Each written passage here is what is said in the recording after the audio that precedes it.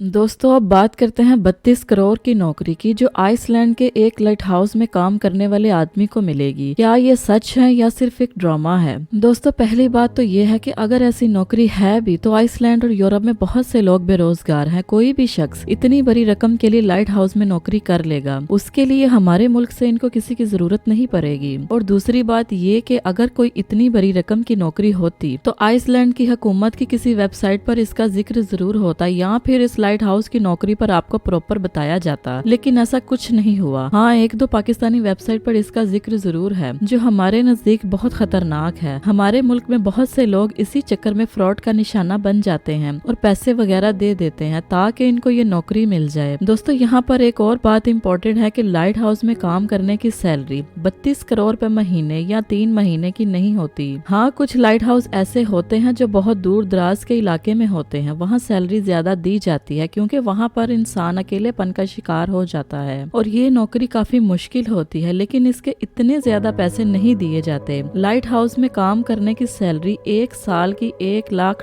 तक हो सकती है। चले मान भी लिया जाए कि आइसलैंड में 32 करोड़ की सैलरी दी जा रही है तो वहाँ की हुकूमत इसी नौकरी का बाकायदा ऐलान भी करती। यूट्यूब या टिकटॉक वीडियोस पर इसका ऐलान ना होता और आइसलैंड में हमारा इंतजार ना हो रहा होता कि कोई पाकिस्तानी आए और वहाँ नौकरी करे। ऐसी खबरों से हमारे लोग फ्रॉड का निशाना बन सकते हैं, इसीलिए हमेशा ऐसी खबरों को पहले वेरीफाई किया करें।